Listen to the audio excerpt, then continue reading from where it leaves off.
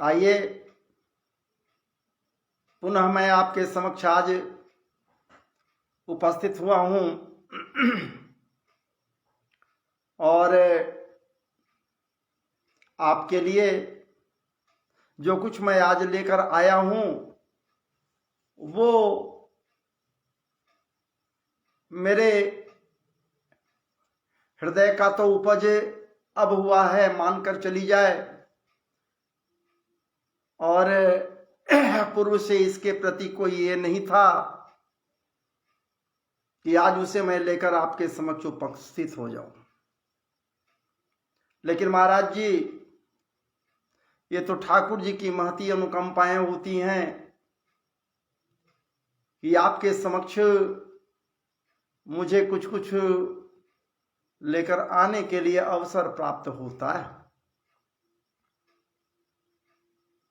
और जो कुछ भी मैं लेकर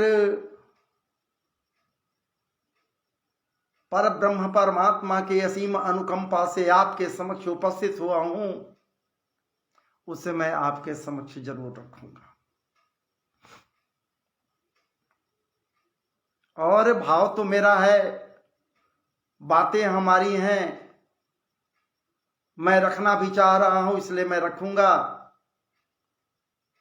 लेकिन हमारे एक बड़े ही परम प्रिय मित्र हैं, बस उनकी इच्छा है तो हमारी भी इच्छा होगी। हमारे समक्ष वो जो चाह रहे थे, हमसे जो चाह रहे थे, उसी को मैं उनके लिए नहीं बल्कि निमित्त उनको बनाकर आप सबों के लिए रखने जा रहा हूं। मुझे विश्वास है, आशा भी है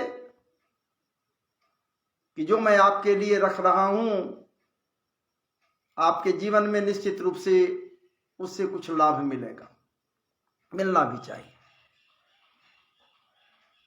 क्योंकि सनातनीय व्यवस्था के तहत हमारा जो सनातनीय संस्कृति है वो आध्यात्मिकता से ओतप्रोत है।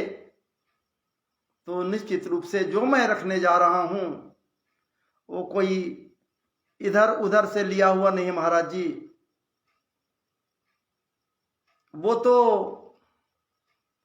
है जरूर विष्णु पुराण से ही संबद्ध है, लेकिन श्रीमद् भागवत जी में वो आया है, तो श्रीमद् भागवत जी से मैं अलग नहीं हूं। उनके आश्रय में बैठकर ही आपके समक्ष जो कुछ रखने जा रहा हूं, इसके पूर्व नित्य की भांति 2 क्षण के लिए मात्र भगवान नाम का संकीर्तन हो जाए, ताकि मन वाणी पवित्र हो जाए।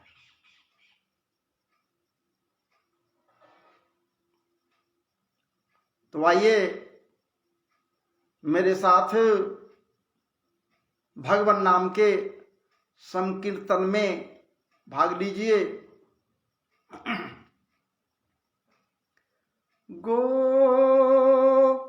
गोविंद बोलो,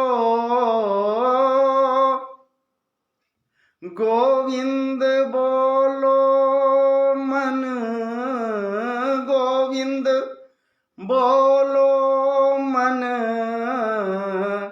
गोपाल बोलो,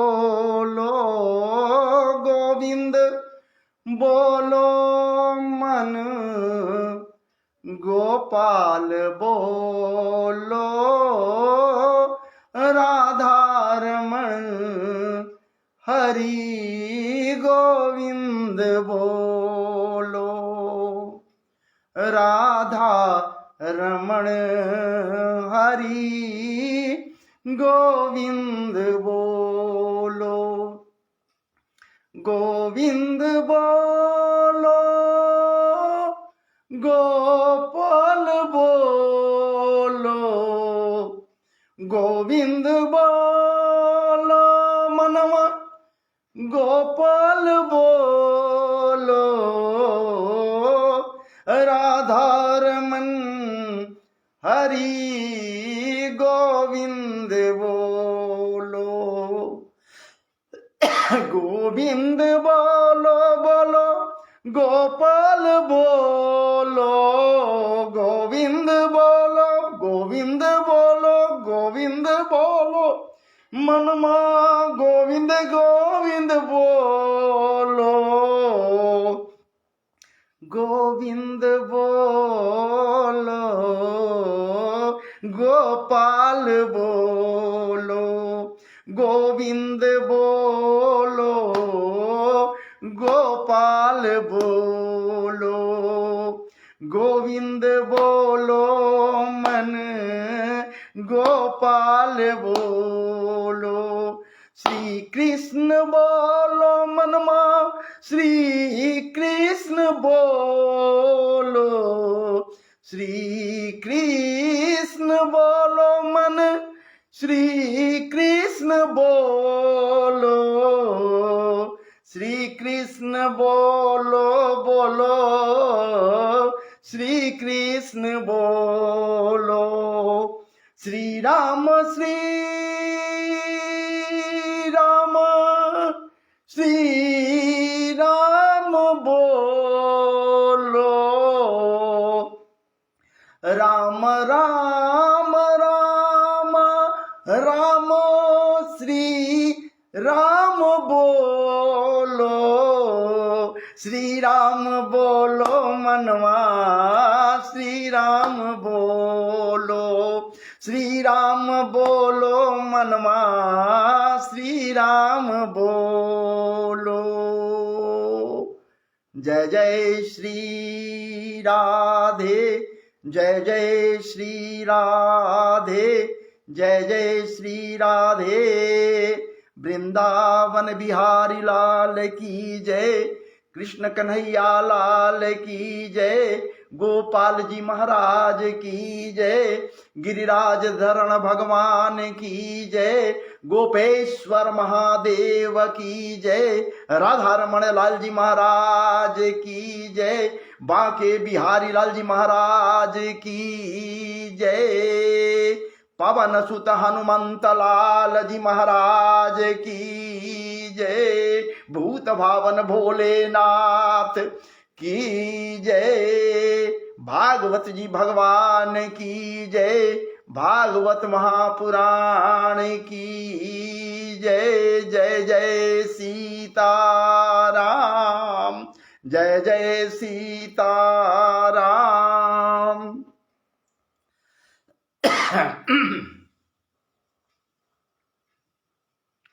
दो क्षण और लेंगे आपका महाराज दो क्षण ज्यादा नहीं गुरुर् ब्रह्मा गुरु विष्णु गुरुदेव महेश्वर गुरु साक्षात् परब्रह्म तस्मै श्री गुरुवे नमः गजाननं भूतगणादिसेवितं कपित्थजम्बो फलचारुभक्षणं उमासुतं शोकविनाशकारकं नमामि विघ्नेश्वर पादपङ्कजम्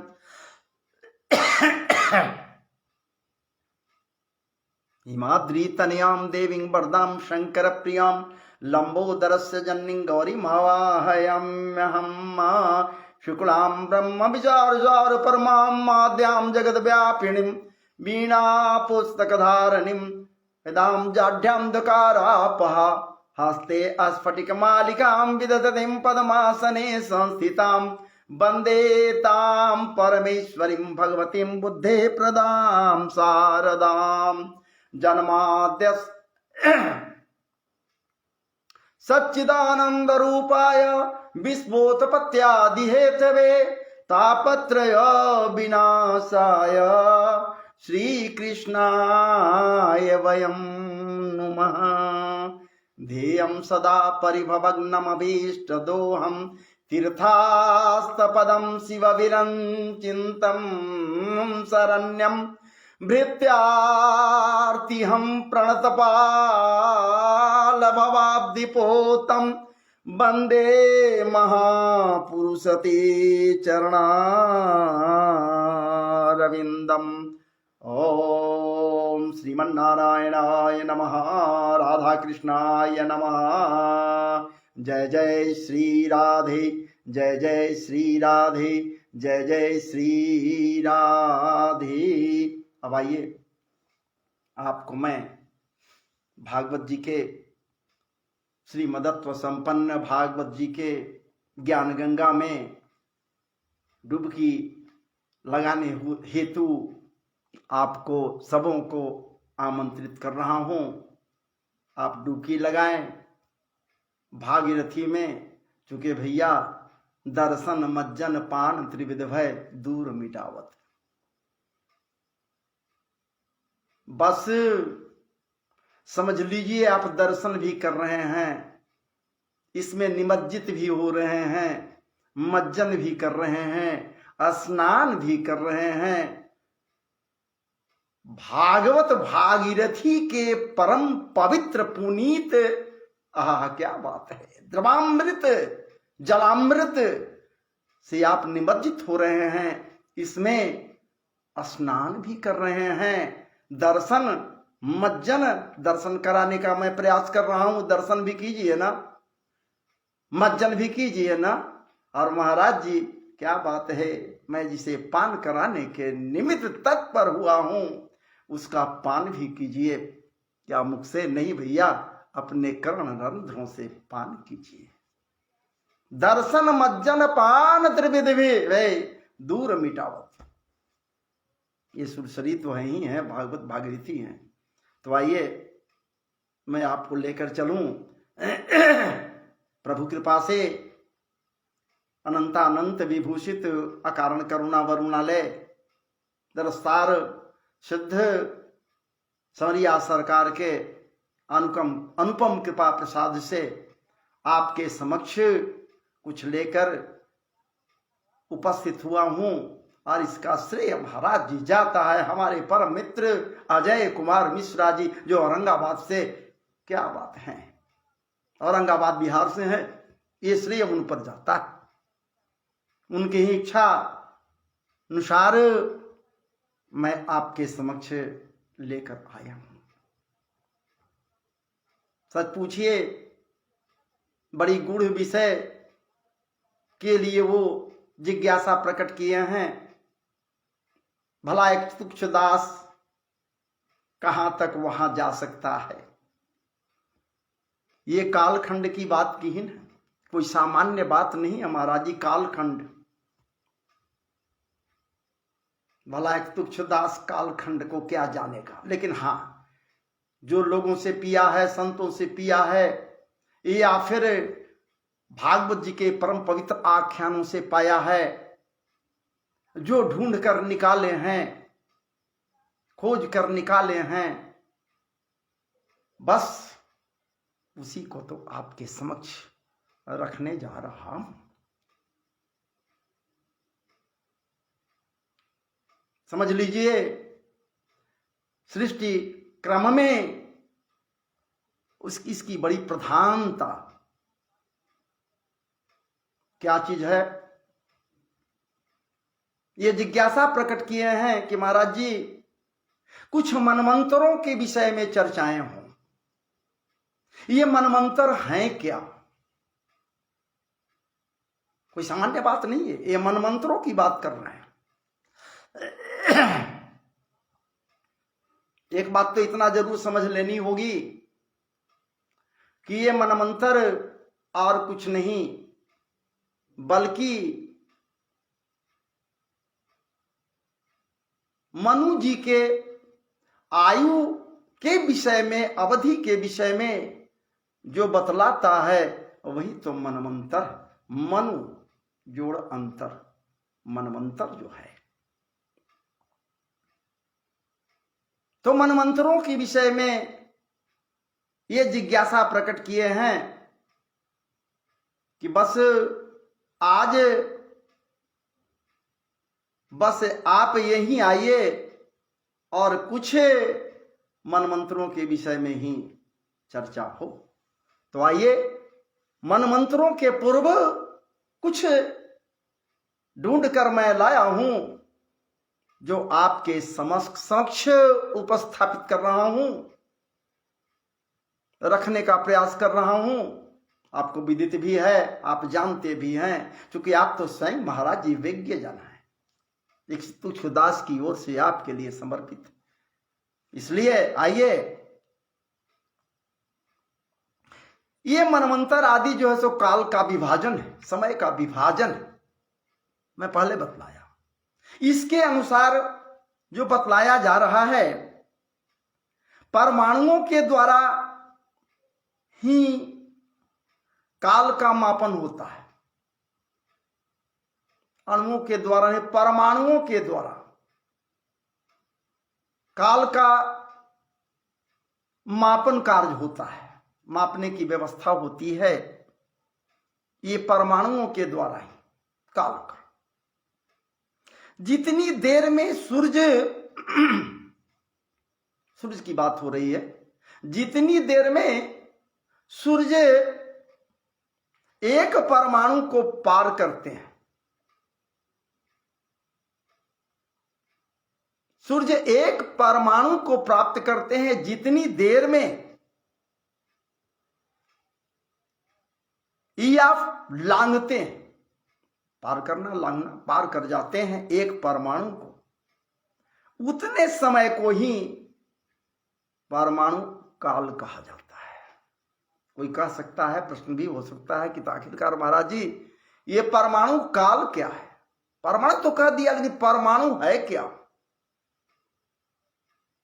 वो अवधि है, जितने देर में सूर्य पार करते हैं, बस उसी अवधि को तो परमाणु काल कहा जाता है। मापने का हिसाब है, और उसी हिसाब को आपके समक्ष लेकर आया हूं, जिसे आप श्रवण करें, मनन करें, या फिर अपने हृदय में महाराज जी उतार लें। दो परमाणु मतलब एक अणु, दो परमाणु मतलब एक अणु, तीन परमाणु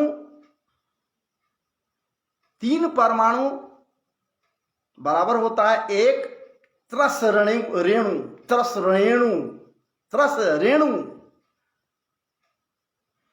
तीन परमाणु के बराबर होता है एक त्रस रेणु, और तीन त्रस रेणु बराबर होता है एक त्रुटि। व्यापक रूप से जब जाए आदमी, तभी त्रुटि क्या है इस पर भी चर्चाएं होंगी, या त्रस रेणु क्या है इस पर भी चर्चाएं होंगी। लेकिन अणु को आप समझते हैं, परमाणु को भी आप समझते हैं, तो आगे आए और इसके बाद में 100 त्रुटि बराबर एक वेद काल होता है, एक वेद काल होता है, और 3 वेद काल बराबर होता है एक लव काल। 3 वेद काल बराबर होता है एक लव काल महाराज जी, और 3 लव काल बराबर होता है एक निमेष। एक निमेष मूर्धन्य सहायक का एक निमेष, और 3 निमेष बराबर होता है महाराज जी, नाम तो आप लोग खूब सुने हैं, सब लोग सुने हैं, हम भी सुने हैं, सारे लोग सुने हैं, जिसको क्षण कहते हैं। क्षण बार बार कहते हैं, 1 क्षण, 2 क्षण, 4 क्षण, क्या बात है? क्षण क्या है? 3 निमेष के बराबर होता है एक क्षण। 3 निमेष के बराबर होता है एक क्षण, और 5 क्षण बराबर होता है महाराज जी एक काष्ठा। आगे चर्चाओं के मध्य काष्ठा क्या है यह भी आपके समक्ष स्पष्ट किया जाएगा। काष्ठा 5 क्षण बराबर 1 काष्ठा और महाराज जी 15 काष्ठा, 15 काष्ठा बराबर होता है 1 लघु। 1 लघु 15 काष्ठा के बराबर होता है 1 लघु। और महाराज जी 15 लघु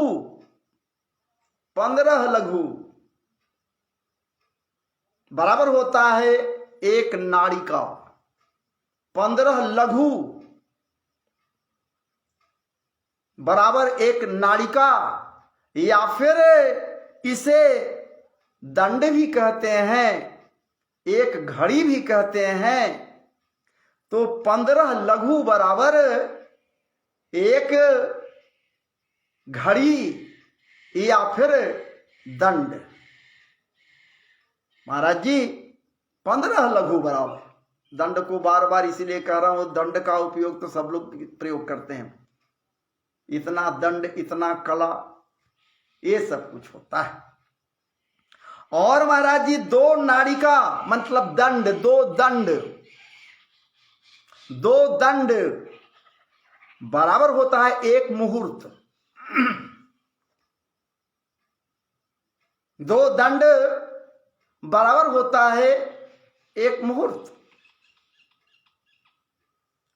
लेकिन यहां पर और बातें कही गई हैं, दिन के घटने या बढ़ने के अनुसार, घटते और बढ़ते भी रहते हैं, दिन घटते हैं और बढ़ते भी हैं।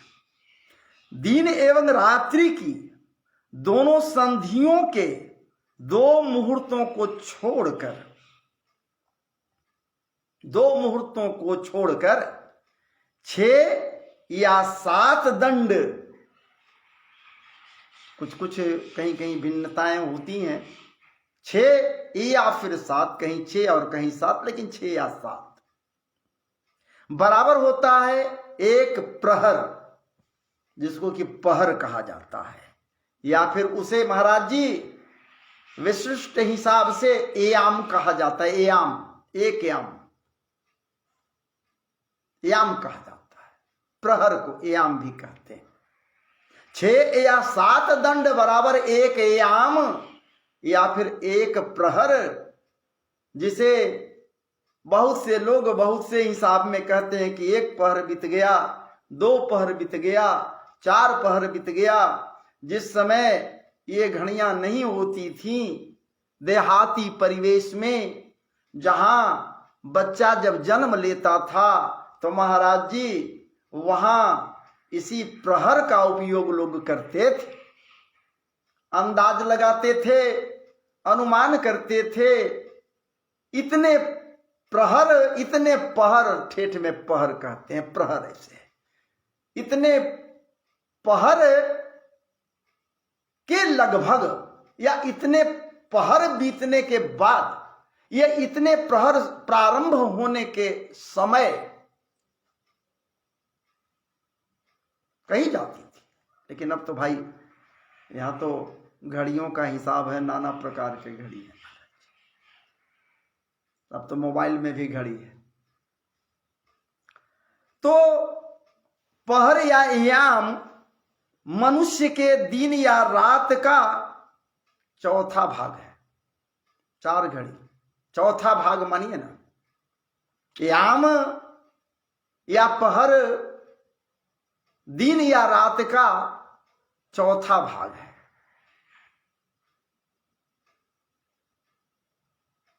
जल घड़ी के द्वारा दंड का मान भी बतलाया गया है। कहा गया है 6 पल तांबे का लोटा, तांबा का लोटा है जिसका वजन मान लिया 6 पल रखीन है, जिसमें 1 किलो जल आ सके। 1 किलो जल के पेंदी में 4 मासे सोने के 4 अंगुल लंबाई वाली तार को लोटे के पेंदी में छेद से जल गिराने पर बर्तन जल से भर जाए और जल में डूब जाए, उतने समय को एक नाड़िका कहते हैं। पुनः एक बार आपके समक्ष से रख रहा हूं। 6 पल तांबे का लोटा जिसमें 1 किलो जल आ सके के पेंदी में 4 मासे सोने के तार, सोने के 4 अंगुल लंबाई वाली तार के लोटे के पेंदी में छेद से जल गिराने पर बर्तन जल से भर जाए और जल में डूब जाए, जितने समय में ऐसा हो उसे एक नाड़िका कहते हैं। मैं समझता हूं समझ गए होंगे। यहां तांबे की बात की जा रही है। 6 पल तांबे का लोटा, एक लोटा है जिसमें 1 किलो की बात की गई है, या जब ऐसा हुआ होगा किलो की बात नहीं होगी, सेर की बात होगी। तो 1 सेर ही मानकर चलिए। 1 सेर जल उसमें जितना अट सके, उसमें 4 अंगुल का तार की बात कर रहे हैं। सोने की तार उसके छिद्र में डालकर और जल भरकर उससे गिराने की बात कर रहे हैं। वो जल जितने समय में गिर जाएगा उस समय को नाड़िका कहते हैं। उस समय को नाड़िका कहते हैं। महाराज जी, ये मापन के लिए आपके समक्ष जो मैं रखने का प्रयास किया, रखा महाराज जी, वो कहीं से मैं लाया और आपके समक्ष रखा। लेकिन अब मैं चलूं वहां जहां के लिए जिज्ञासा प्रकट किए हैं मेरे परम मित्र मनमंत्रों के विषय में। ये मनमंत्र क्या है मैं बतलाया, अवधि बताता है, समय बताता है, ये कितने हैं, क्या हैं, इन पर मैं चर्चाओं को रखूंगा, चर्चा करूंगा। सबसे बड़ी बात है, अभी जिस मनमंत्र में हम हैं, इस मनमंत्र का नाम है महाराज जी वैवस्वत मनमंत्र। जिस मनमंत्र में हम हैं, ये वैवस्वत मनमंत्र है। ये यज्ञादि कर्म में, अनुष्ठानादि कर्म में, पूजा पाठ जब होता है, जब वहां कोई भी संकल्पित होता है व्यक्ति, वहां इस मनमंत्र का नाम निश्चित रूप से लेता है वैवस्वत मनमंत्र। 12 कल्प है, 12 कल्प के वैवस्वत मनमंत्र की बात है। ये अभी चल रहा है जिसे वैवस्वत मनमंत्र कहा जाता है। और सबसे बड़ी बात है महाराज जी, जो ये आपके समक्ष रखा मनमंत्र है क्या, तो स्पष्ट करूं। समय मापन की ये खगोलीय विधि है। समय मापने के लिए ये मनमंत्र खगोलीय अवधि है। और सच पूछिए, ये मनमंत्र है महाराज जी संस्कृत का शब्द है। मनमंत्र ये संस्कृत का शब्द है। इसका अर्थ हुआ मनु, मनु जोड़ अंतर, मनमंत्र।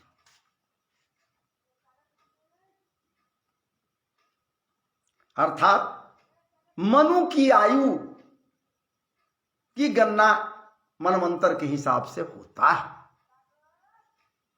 अब प्रत्येक मनमंत्र के जो स्वामी हैं वही मनु कहलाते हैं। मनमंत्र के जो स्वामी हैं उनको मनु जी कहते हैं। और सच पूछिए, कुल मिलाकर ये कितने मनमंत्र हैं? ये 14 मनमंत्र हैं। ये मनमंत्र कितने हैं? ये 14 मनमंत्र हैं, जिसमें हमारा ये वर्तमान का मनमंत्र है, ये वैवस्वत मनमंत्र है, इसकी चर्चा भी होगी। और अभी तत्काल आपके समक्ष ये बात भी रख दूं, 14 मनुओं को मिलाकर एक कल्प होता है महाराज जी, लेकिन यहां नहीं। चलिए अब आपको कुछ बात, आपके समक्ष कुछ बात को रखूं जो सर्वोपरि है। इसलिए मैं सर्वोपरि कहा कि मनमंत्रों के चर्चा के क्रम में 14 मनमंत्रों के नाम को आपके समक्ष स्पष्ट कर रहा हूं, रखने जा रहा हूं। उसके पूर्व यह जानना भी बहुत जरूरी है, 71 महायुग की बात हो रहा है। 71 चतुर्युगी, 4 युग की बात हो रही है। सतयुग, त्रेता, द्वापर और कली, ये 4 युग हो गया महाराज जी। और ये प्रत्येक मनमंत्र में ये 4 युग होता है निश्चित रूप से। सो बात नहीं, 4 ही युग नहीं होता है महाराज जी। एक मनमंत्र में कितने युग होंगे, विस्तृत रूप से इसको जानना जरूरी है। क्योंकि मनमंत्र बनता है 71 चतुर्युगीय को मिलाकर। ये चारों युग जब मिलते हैं, चारों युग ये हैं जिनको सतयुग, त्रेता, द्वापर और कली कहते हैं। ये चारों को जब एक जगह युग का नाम दिया जाए तो महाराज जी इसको महायुग कहते हैं, महायुग। चारों युग महायुग हैं। और ये जो महायुग हैं, चारों का एक जगह नाम दिया गया महायुग। चारों का बारी बारी से नाम न देकर महायुग कहते हुए ये बात कही जा रही है कि 71 महायुग, 1-2 नहीं, 71 महायुगों से, 71 महायुगों के मिलने से एक मनमंत्र बनता है। अर्थात एक मनमंत्र में 71 महायुग या फिर 71 चतुर्युगीय, सतयुग, त्रेता, द्वापर और कली, 71। इसलिए महाराज जी ये भी मानकर चलें कि महायुग की आयु अवधि, महायुग की अवधि कुल मिलाकर कितना है? चारों युगों को मिलाकर कितनी आयु है? ये है 43,20,000 वर्ष। 43,20,000 वर्ष ये है महाराज जी महायुग की आयु। और सच पूछिए तो 14 मनमंत्रों का एक कल्प होता है। 14 मनमंत्रों का एक कल्प होता है महाराज जी। कल्प तो समझ रहे होंगे निश्चित रूप से, क्योंकि कल्प का प्रारंभ होता है, कल्प जब समाप्त होता है। 2 बातें, कल्प की समाप्ति और कल्प का प्रारंभ। कल्प का समाप्ति, ये महाप्रलय हो गया, जय जय से राधे राधे, कहीं कुछ नहीं। और कल्प का प्रारंभ पुनः सृष्टि का निर्माण, पुनः कमलनाल से प्रस्फुटित खिले पद्म पुष्प के ऊपर ब्रह्मा का अवतरण, ब्रह्मा का प्राकट्य। और वहीं से फिर सृष्टि के संबंध में बातें चलती हैं। ये कल्प के प्रारंभ में जब शुरू होता है, अंत हो गया तब तो जब कुछ है, कहीं कुछ नहीं। प्रभु कहां रहते हैं उस समय? जल में शयन करने के लिए चले जाते हैं जल में। तो जल में होने के कारण ही उनका नाम पड़ गया नारायण। क्योंकि नार का मतलब जल होता है महाराज जी, नार का मतलब जल। और जल में, जल को जो ऐन बना लिया, घर बना लिया, जल में ही उसका निवास स्थान हो गया, वही शयन किया महाराज जी, इसलिए नारायण वो कहलाया। लेकिन हम वहां नहीं जाना चाहते, हम तो आपको लेकर चल रहे हैं वहां जहां ये प्रत्येक मनमंत्रों में सृष्टि का एक मनु होता है। एक मनमंत्र में एक ही मनु होता है जो अलग अलग है। कुल मिलाकर 14 मनमंत्र हैं, हमारे 14 मनु होंगे,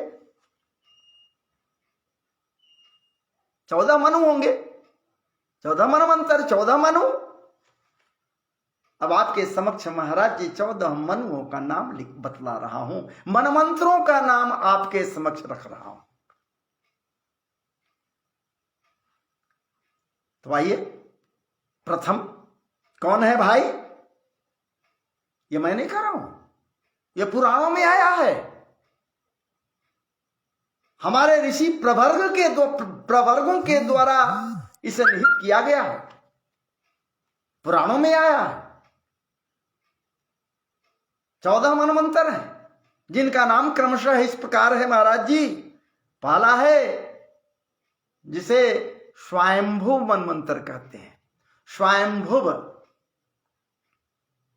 और स्वयंभुव मनमंत्र के मनु कौन थे? वो स्वयंभुव मनु जी थे, उनका नाम था स्वयंभुव मनु जी। कल्प के, जिस कल्प में हम हैं, अभी आप हैं, हम हैं, सब हैं, इस कल्प का जब प्रारंभ हुआ वहां से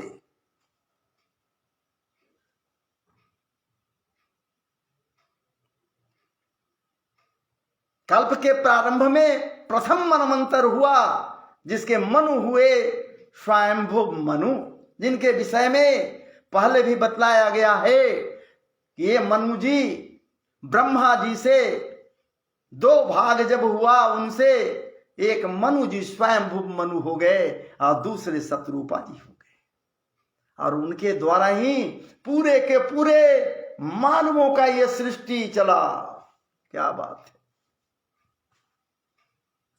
मानव, मनुष्य, अंग्रेजी में मैन, आदि आदि। तो महाराज जी ये प्रथम हो गए स्वयंभुव मनु। स्वयंभुव मनु जी और शत्रुपा जी से इनके 5 संतान थे, 3 पुत्री और 2 पुत्र थे। पुत्रों में एक का वर्णन, बात विचार इसके पूर्व के वीडियो में आपके समक्ष रखने का प्रयास मैं किया। प्रिय व्रत जी की बात मैं कर रहा हूं, लेकिन वहां मैं नहीं हूं, इसलिए वहां नहीं जाऊंगा। दूसरे हैं जिसका नाम है स्वारोचिष, मूर्धन्य स है, स्वारोचिष, ख भी कर सकते हैं, श भी कर सकते हैं। स्वारोचिष मनमंत्र, दूसरा मनमंत्र। तीसरे मनमंत्र हैं, तीसरा है जिसका नाम है उत्तम। उत्तम मनमंत्र है, मनमंत्र का नाम उत्तम है, इसके स्वामी उत्तम हुए। चौथा है तामस मनमंत्र। 5वां है रैवत मनमंत्र। 6ठा है चाक्षुष मनमंत्र। 7वां है वैवस्वत मनमंत्र। वैवस्वत मनमंत्र। मैं यहां पर ठहर गया 2 मिनट के लिए, 2 क्षण के लिए, 2 क्षण के लिए, मिनट कहां महाराज जी, हल्का समय भी ठहरा हूं। वैवस्वत, हम और आप पूर्व में मैं कहा जिस मनमंत्र में है उस मनमंत्र का नाम है वैवस्वत मनमंत्र। इस मनमंत्र का नाम है वैवस्वत मनमंत्र।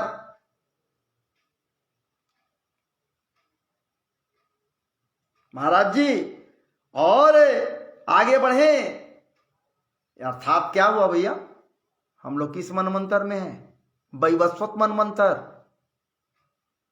और अगर गिनती की जाए तो सप्तम मनमंत्र में हम हैं, सप्तम मनमंत्र में हम हैं, आप हैं, हम सब के सब सप्तम मनमंत्र में हैं, जिसका नाम वैवस्वत मनमंत्र है। सातवां मनमंत्र, याद रखिए, सातवें मनमंत्र में हम सब के सब हैं। और विचार कीजिए ना, यहां व्यास की बात उठती है, थोड़ा सा हम आपका और अलग हटाते हैं यहां से।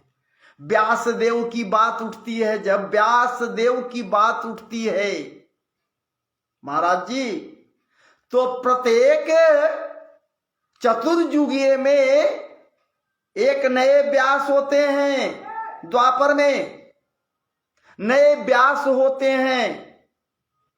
चतुर्युगीय में जिसे महायुग कही गई बात महायुग कहा गया है, वहां द्वापर में एक व्यास होते हैं। निश्चित रूप से अभी जो व्यास हैं इस मनमंत्र में, और इस मनमंत्र के जो व्यास हैं चतुर्युगीय में या फिर महायुग में, उनका नाम है कृष्ण द्वैपायन, वेद व्यास जिसको कही गई, कृष्ण द्वैपायन। ये कोई साधारण नहीं है। कृष्ण द्वैपायन कहा गया है कि ठाकुर जी के ही है। क्या बात, कृष्ण द्वैपायन वेद व्यास, जो ऋषि पराशर, क्या बात, के पुत्र हुए, पराशर नंदन इनको कहा गया है। हम उस कथा को आपके समक्ष अभी नहीं कर सकते, मैं आगे बढ़ रहा हूं। मतलब क्या भैया, ये व्यासदेव कृष्ण द्वैपायन इस मनमंत्र के 28वें व्यास है महाराज जी, 28वें व्यास हैं, कृष्ण द्वैपायन के रूप में 28वें व्यास हैं। मतलब ये महायुग 28वां बार, ये अभी 28वां हो रहा है, 28वां चल रहा है। कल ही अभी समाप्त होगा, तब ना महाराज जी 28वां पूरा होगा। ये चतुर्युगीय 28वां बार है। सतयुग, त्रेता, द्वापर और कलियुग, ये कलिकाल है अभी। ये कलिकाल जब समाप्त हो जाएगा तब जो समय आएगा वो 28वां समाप्त होगा। ये चतुर्युगीय 28वां बार। तो ये व्यासदेव इस मनमंत्र के 28वें व्यास है, याद रखिएगा, 28वें व्यास है। बहुत जगह लोग पूछ बैठता है कि अभी कृष्ण द्वैपायन या फिर व्यासदेव हैं, इस मनमंत्र के कैवा व्यास है भैया, या फिर इस मनमंत्र में जो महायुग है 71 कहते हैं, तो 71 में से ये कैमा है भाई? तो 71 जो है समय 71 चतुर्युगीय 71 बार है, उसमें से 28वां ये व्यासदेव 28वां बार अभी तक ये इस मनमंत्र का चतुर्युगीय या महायुग बीत चुका है, जी चल रहा है 28वां। तो आइए आगे बढ़े। इसके बाद 8वां है जिसे अर्क सावरणी कहते हैं। इस मनमंत्र का नाम 8वां है।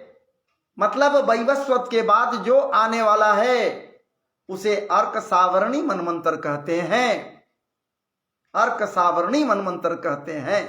यह वर्तमान समय संधि पर है महाराज जी। किसके संधि पर मानकर चलेंगे? ये सावरणी, अर्क सावरणी और फिर वैवस्वत के संधि पर यह समय चल रहा है। 9वां है जिसे दक्ष सावरणी कहा गया है। 9वां है जिसे दक्ष सावरणी मनमंत्र कहा गया। ये अभी नहीं आया है। अर्क सावरणी भी आएगा वैवस्वत के बाद। 8वां है, 9वां है दक्ष सावरणी ये भी नहीं आया है, भविष्य के गर्त में है। 10वां है ब्रह्म सावरणी, 11वां है धर्म सावरणी, 12वां है रुद्र सावरणी, 13वां है रौच्य और 14वां है महाराज जी भौत्य, या भौत भी कहते हैं या फिर इसे इंद्र सावरणी भी कहते हैं। 14वां, यही 14 मनमंत्र एक कल्प में होते। एक कल्प में यही 14 मनमंत्र होते हैं। मनमंत्रों का नाम आपके समक्ष मैं रखा। अब आगे आइए,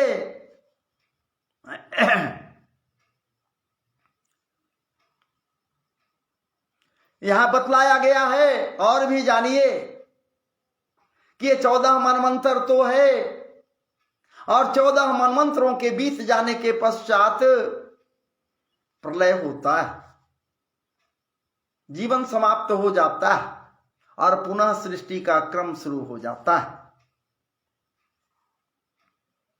एक मनमंत्र की अवधि, अब आप जानिए, एक मनमंत्र जो है मतलब 71 चतुर्युगी अर्थात 71 महायुगी का जो आयु है, एक मनमंत्र का जो आयु है, उम्र है, वो कितना है आपके समक्ष रख रहे हैं।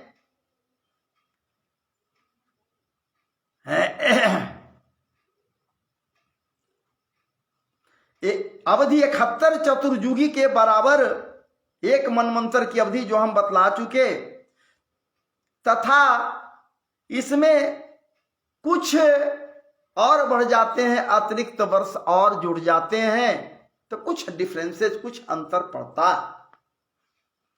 एक मनमंत्र बराबर होता है 71 चतुर्युगी, बराबर 85,000 नहीं, ये है आपको 8,52,000, 8,52,000 क्या चीज, दिव्य वर्ष। दिव्य वर्ष इसको कहते हैं, 8,52,000 दिव्य वर्ष। ये दिव्य वर्ष क्या है, इस पर भी मैं कुछ न कुछ निश्चित रूप से आपके समक्ष स्पष्ट करूंगा कि दिव्य वर्ष है क्या। लेकिन अभी आइए यही, ये देवताओं के गणना के अनुसार देवताओं का जो समय है, जिसे दिव्य कहते हैं, ये दिव्य कहते हैं। इसे और स्पष्ट करते हुए हम आपको स्पष्ट करेंगे। जैसे एक वर्ष में 2 ऐन होते हैं, उत्तरायण और दक्षिणायन, 6 महीना उधर 6 महीना उधर, एक वर्ष हुआ। ये हमारे लिए, आपके लिए, मानवों के लिए। और उसमें एक वर्ष में जो दिव्य समय हुआ वो 1 दिन होता है, उसका मान 1 दिन का होता है, जिसे दिव्य दीप दिवस कह सकते हैं। दिव्य एक, बस एक वर्ष में एक। अनुमान लगा लीजिए महाराज जी, विचार कर लीजिए ना कि आपकी आयु कितनी है, हमारी आयु कितनी है। उम्र का अंदाजा इसी से आप लगा लीजिए, कितनी आयु बच रही है दिव्य वर्ष के हिसाब से। मान लिया 120 साल औसत उम्र का हिसाब यदि प्रत्येक मानवों को लगा दिया गया, 120 साल मानकर चलिए, होता नहीं ऐसा, तो आप जोड़ लीजिए ना, 1 दिन, 1 वर्ष में 1 दिन, तो जोड़ लीजिए कि कितने दिन का ये दिव्य आयु, दिव्य वर्ष का दिव्य समय कितना बच गया हमारे लिए, आपके लिए। तो दिव्य वर्ष की बात यहां है। 8,52,000 दिव्य वर्ष हुआ, बराबर कितना हुआ भैया, बराबर हुआ यहां पर 30 करोड़। मानवीय हिसाब से यदि देखी जाए इस समय का, तो 30 करोड़ 67,20,000 वर्ष। सोच लीजिए, 30,67,20,000 वर्ष ये एक मनवंतर का आयु है, जिसमें महाराज जी 71 महायुग है या फिर 71 चतुर्युगीय इसमें सम्मिलित हैं। सतयुग, त्रेता, द्वापर और कलियुग। आगे बढ़िए। हमारा जो पूर्व का इतिहास, मानव इतिहास रहा है, हमारे मित्र का जो जिज्ञासा है, कोशिश कर रहा हूं, शायद इससे उनको कुछ मन की शांति हो, उनकी जिज्ञासा शांत हो, जिज्ञासाओं का शमन हो। चूंकि महाराज जी मैं आपके समक्ष लेकर आया हूं, है तो बड़ी गूढ़। तो आइए, और कुल मिलाकर अब तक जो मानव का इतिहास है, मनुष्य का पूर्व का जो इतिहास है, वो 5 कल्पों तक नहीं, 5 कल्प, 1-2 कल्प नहीं, 5 कल्प। वर्तमान में हम आप जिस कल्प में हैं महाराज जी, इस कल्प का नाम है बाराह कल्प। ये कहलाता है बाराह कल्प। उसी प्रकार से पूर्व में जो कल्प हुए, सृष्टि के प्रारंभ में या कल्पों के प्रारंभ में जो प्रथम कल्प हुआ, उसका क्या नाम था महाराज जी? अब तक के 12 कल्प के पूर्व में जिसका नाम था पहला हमत कल्प। याद रखिएगा, हमत कल्प। इसकी अवधि है, इसका आयु है 1,09,800 वर्ष। 1,09,800 वर्ष हमत का हिसाब है, जो विक्रमीय पूर्व से आरंभ होकर 85,800 वर्ष पूर्व तक, जो 85,800 वर्ष पूर्व तक ये कल्प, हमत कल्प का हिसाब। इसके बाद दूसरा कल्प आया। प्रारंभ में हमत कल्प हुआ, उसके समाप्ति के पश्चात दूसरा कल्प हुआ, जिसकी अवधि के विषय में बतलाया गया या फिर उसका नाम बतलाया गया। उसका नाम है हिरण्यगर्भ कल्प। दूसरा कल्प जिसका नाम हिरण्यगर्भ कल्प, और इसकी आयु के विषय में कही जा रही है 85,800 वर्ष विक्रमीय पूर्व से 61,800 वर्ष पूर्व तक, 61,800 वर्ष पूर्व तक। ब्राह्म कल्प 60,800 विक्रमीय पूर्व से 37,800 वर्ष पूर्व तक ब्राह्म कल्प। यानी कि ब्रह्मकल्प तीसरा हो गया। ब्रह्मकल्प जिसके विषय में कही जा रही है, ब्रह्मकल्प के विषय में बतलाया गया कि 60,800 वर्ष विक्रमीय पूर्व से 37,800 वर्ष पूर्व तक तीसरा कल्प चला। उसके बाद जो कल्प आया उसका नाम था पद्मकल्प। पद्मकल्प,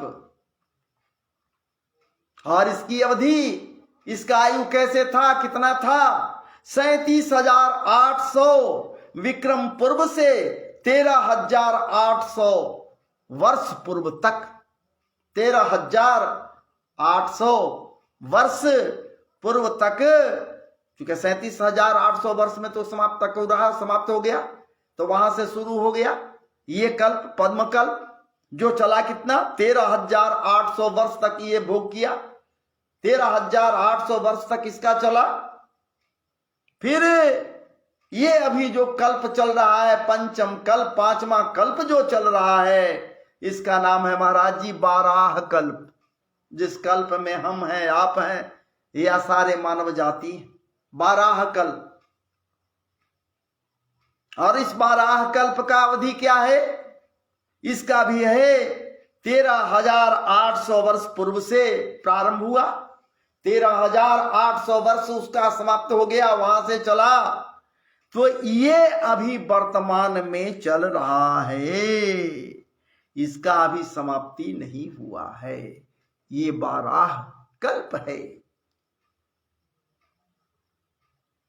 कहा गया है, संकल्प में भी आता है, विष्णु विष्णु विष्णु प्रार्थे श्री श्वेत बाराह कल्पे।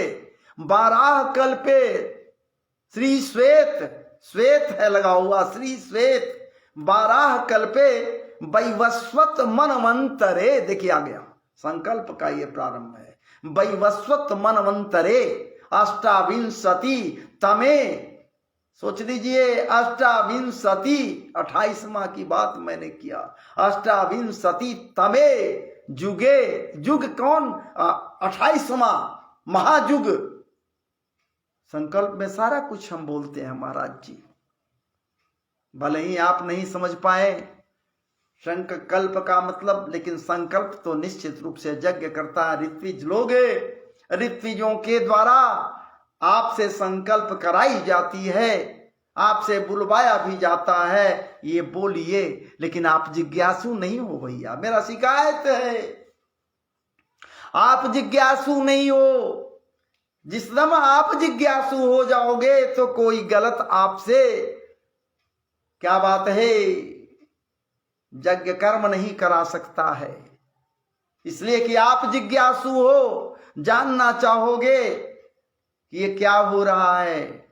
जैसे ही प्रश्न करोगे विद्वज्जन से या ऋत्विज से कि महाराज जी ये बाराह कल्प क्या है, महाराज जी ये है क्या, वैवस्वत मनवंतर बोल रहे हैं ये क्या है, अष्टाविंशति ये बोल रहे हैं 28वां, ये क्या कहते, इसका मतलब क्या हुआ, आदि आदि प्रसंगों पर जब आप जिज्ञासु हो जाओगे, संकल्प जान जाओगे, तो जब सब आप जान ही नहीं रहे हो, आपसे संकल्प भी कराया जा रहा है, मन में हृदय में भावनाएं भी उपजाई जा रही है, लेकिन भावनाओं का उपज तब होगा जब उसका अर्थ आप समझ पाओगे भली भांति। महाराज जी जब तक जिज्ञासु हमारा समाज नहीं होगा, तब तक ये सनातनीय व्यवस्थाएं इसी प्रकार से कमजोर बनी रहेंगी। आप हम सब जिज्ञासु यदि हो जाते हैं, जो कुछ कृत्य करते हैं, धार्मिक कृत्य करते हैं, उसमें गहराई से जाते हैं, तो महाराज जी लकीर का फकीर हम नहीं बन सकते। बहुत से हैं, बहुत से लोग हैं, मैं शिकायत नहीं कर रहा, लेकिन इतनी बात जरूर कहूंगा कि एक बार यदि किसी मंत्र को, किसी श्लोक को जहां उन्हें कहनी है, एक बार गलत वो पकड़ लिए तो बस पकड़े हुए हैं, उसी गलत का हमेशा प्रयोग करते जाएंगे। आप जिज्ञासु हो नहीं, जो कर रहे हैं, एक बात कहकर निकल जाते हो भैया कि ब्राह्मण मुखे पाक। पंडित जी हैं, ब्राह्मण जो बोल दिया यही पवित्र है, चलिए गलत बोले सही बोले, वाह वाह भैया वाह वाह, तो ब्राह्मण मुखे गाली भी पाक हो जाएगा। ब्राह्मण यदि मुख से गाली बक रहा है, अशुभ बातें कर रहा है, अनिष्टकारी बातें कर रहा है, चाहे किसी के लिए भी करे, तो उत्तम हो जाएगा। विचार तो करना होगा, और अपने लोगों के प्रति भी हमारी ये बात जरूर होगी कि भैया हम लोगों को भी थोड़ा अपने आप में लगाना होगा। वहां जहां कुछ भी अगर ये कोई निर्देश कर रहा है, इशारा कर रहा है, उसको पकड़ें और सही मार्ग को अपना लें। जब सही मार्ग को अपना लेंगे तो निश्चित रूप से क्या बात है, कद्र प्रतिष्ठा तो ऐसे भी बढ़ जाता है। तो आइए, तो इस तरह से ये बाराह कल्प की बात हुई। अभी जो चल रहा है बाराह कल्प है, अगर इसे मानकर देखी जाए 12 कल्प को इसके इतिहास में चली जाए गहराई तक, तो महाराज जी क्या बात है। 12 का मतलब होता है सूकर, सुअर। ये सुअर का कल्प है। क्यों हुआ, कैसे हुआ, इसका नाम पड़ा, तो चलिए उसको हम बाद में आपके समक्ष, बाद में कभी आपसे निश्चित रूप से इसका हम ये चर्चा के क्रम में हम आपको ये बतलाने का प्रयास करेंगे। अब आइए 12 कल्प के मनु लोग कौन कौन है भैया। ये 12 कल्प है ना, तो 12 कल्प में, इस कल्प में मनु तो अलग अलग हैं। इसके मनु कौन कौन है इस कल्प में, विचार कीजिए। तो आइए, पहला बतलाए स्वयंभू मनु। प्रारंभ तो उन्हीं से चला है, स्वयंभू मनु से, जिनके 5 संतान। उसके बाद स्वारोचिष मनु, उत्तम मनु, तामस मनु, रैवत मनु, चाक्षुष मनु तथा वैवस्वत मनु। सप्तम, इसी कल्प का हिसाब है। 12 कल्प में जो भी चल रहा है वैवस्वत मनु, उसी में बतलाया गया कि सप्तम मनु, सप्तम मनवंतर है। ये 5वां कल्प है और सप्तम मनवंतर है। और ये वैवस्वत मनु तो चल रहा है, मानकर चले अभी वैवस्वत मनु तथा मैं बतलाया सावर्णी मनु का संधि स्थान है, अंतरदशा चल रहा है। सावर्णी मनु का, सावर्णी का और वैवस्वत का अंतरदशा चल रहा है।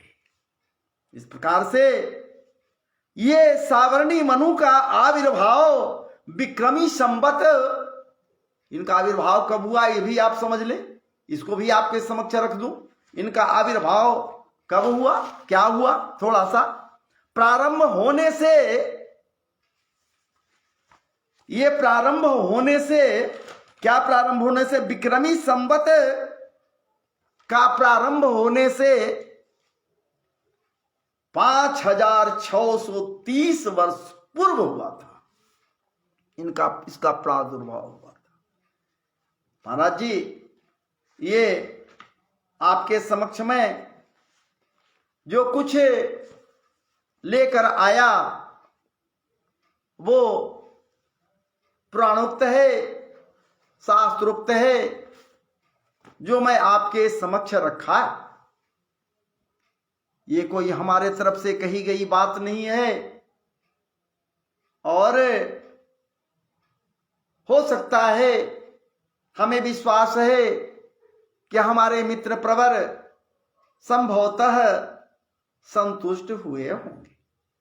तो महाराज जी इसलिए मिश्रा जी से या भी और भी जो लोग हमारे साथ जुड़े हुए हैं और जुड़कर इस प्रसंग का आस्वादन कर रहे हैं, वो संतुष्ट हुए होंगे। नहीं तो महाराज जी कमेंट के द्वारा मुझे निश्चित रूप से मार्गदर्शन कराएंगे। कोशिश करता हूं कि जहां से जो चीज मिले, यदि जरूरी पड़ी तो उसे संकलित भी करता हूं, एक जगह इकट्ठा करता हूं और आपके समक्ष रखने का प्रयास करता हूं। कोई ऐसी वैसी भावना नहीं है, लेकिन आपसे मेरा प्रेम की प्रगाढ़ता रहे। आपसे यदि प्रेम की प्रगाढ़ता रही तो ठाकुर जी के साथ भी वही स्थिति होगी। आप में भी ठाकुर जी अवस्थित है महाराज जी। आप जब प्रसन्न हो जाओगे तो निश्चित रूप से आपके अंदर वो जो निवास कर रहा है, आपके अंदर है, भागवत श्रवण करने के लिए आप तत्पर हुए हो, संकल्पित हुए हो, जिज्ञासा बनी है, तो ठाकुर जी आपके हृदय में कैद है। आज जब कैद हो गए हैं तो महाराज जी वो प्रसन्न, आप प्रसन्न तो कैद में जो है वो भी प्रसन्न हो जाएगा। कैसे मैं कह रहा हूं कि कैद है, ये भागवत जी तो साक्षात स्वयं कह रहे हैं कि वो कैद हो जाता है, बंदी हो जाता है, उत्कंठाएं जैसे ही जगी, आकांक्षाएं जैसे हुई, चाह जैसे ही बलवती हुए, श्रवण करने के लिए, क्या बात है, भागवत जी का आस्वादन करने के लिए हृदय से जैसे ही वो तत्पर हुआ, महाराज जी उसी क्षण वो बंदी हो जाता है। क्योंकि शरीर का शुद्धि तो भैया हर चीज से कर लोगे, लेकिन हृदय का शुद्धि कैसे होगा? ए तस्मात् परम किंचन मनः शुद्धि न विद्यते। मन की शुद्धि के लिए, हृदय की शुद्धि के लिए, शुद्धता के लिए इससे बड़ा साबुन और कहां है? ठाकुर नाम। क्या बात है!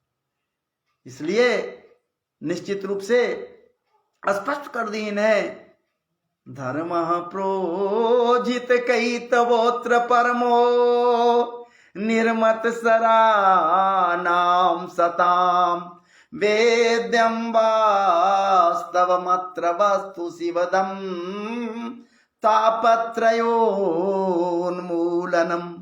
श्रीमद्भागवते महामुनि कृते किं वा परेरीश्वरो सद्यो हृद्यवरुत्य तत्र कृतिवे शुश्रूषुविस्तक्षणा। तत्क्षण प्राप्त हो जाएगा। अरे प्राप्त नहीं महाराज जी, जैसे ही मन में संकल्पित हो जाओगे हमें श्रवण करना है, सुनने के लिए जाना है, आज मैं सुनूंगा, निश्चित रूप से सुनूंगा, तो वो समरिया सरकार, वो टेढ़ो टांग वाला, वो असहज, सदैव असहज रहता है। ये तो प्रियाजू का क्या बात है, अनुपम अनुकंपामृत की बरसात होती है, तभी वो सहज होता है। अब भागवत रूप में आपके हृदय में, मेरे हृदय में, सबके हृदय में अवस्थित हो जाता है। श्रीमदत्व संपन्न ये भागवत जी हैं, ये प्रियाजू का मद है, प्रियाजू का मद है, किसी और का मद नहीं है। तो चलिए, अब मैं आपका समय इतने देर तक लिया और कोशिश किया कि आपके समक्ष दो बातों को रखकर आपके समक्ष आपके लिए उपहार स्वरूप कुछ प्रदान करूं।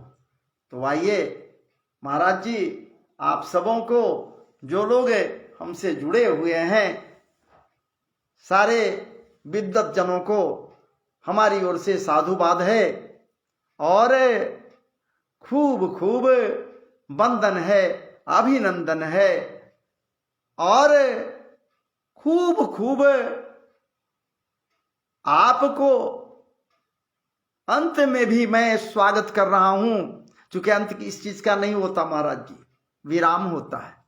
तो आज इतनी बातें हुई, विराम की अवस्था में हम हैं और प्रयास करूं ऐसा हिसाब ठाकुर जी का हो कि आपके समक्ष कुछ न कुछ लेकर बैठूं। महाराज जी, लोभ तो हमें है, लोलुप तो मैं हूं, मुझे कुछ चाहिए, क्या चाहिए? बस उनके नाम लेने के लिए, क्या बात है, कुछ समय चाहिए।